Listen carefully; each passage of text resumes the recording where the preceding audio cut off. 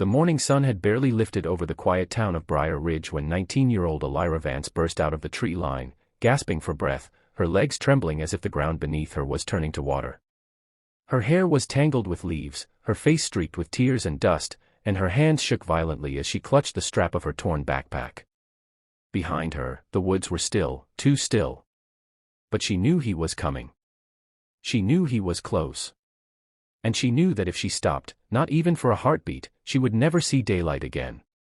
If you believe in kindness, hope, and second chances, please remember to like, comment, share, and subscribe to Good Soul. It helps these stories reach the people who need them most. Elira stumbled onto the gravel road, her lungs heaving as she scanned the stretch of highway shimmering beneath the late morning sun. Her vision blurred, but she pressed forward, whispering to herself that she only needed to reach the small cluster of buildings ahead. The Iron Guardians Motorcycle Club. A rough, intimidating group known around town for their leather jackets, roaring bikes, and stern faces. People either feared them or avoided them. But Elira wasn't looking for safety in the typical sense, she was desperate for witnesses. Anyone who could see the person chasing her. Anyone who could prove she wasn't running from shadows. Because she wasn't. She was running from Marcus Thorne, the man who had tormented her family for years. Today, he had finally snapped, over a debt that wasn't hers, over a grudge she didn't earn, over a cruelty she never understood.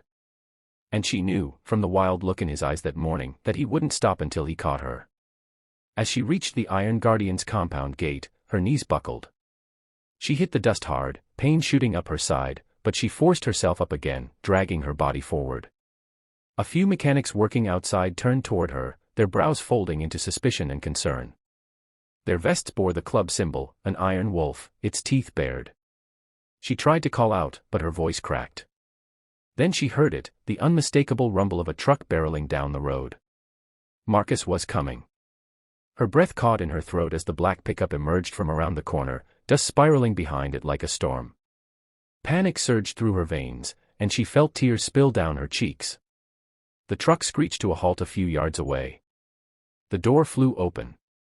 Marcus stepped out, his face twisted in rage, shouting threats that sliced through the quiet morning air. Everything froze. The Iron Guardian stared at him. Then at her. Then back at him. Their expressions shifted, slowly, dangerously, from confusion to realization, and then to fury. The tallest of them, a broad-shouldered man named Rylan Cross, stepped forward. No words. No hesitation. The rest moved behind him like a silent wall of steel.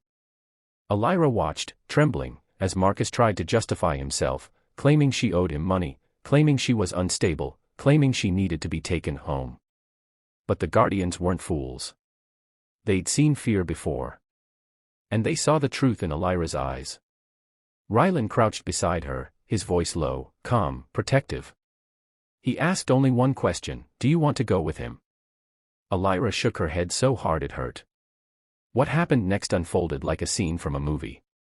Marcus lunged forward to grab her, but the Iron Guardians intercepted him with a force that made the ground quake.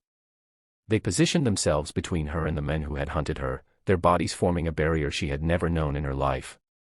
A barrier made not of blood or obligation, but of choice. Someone helped her stand. Someone handed her water.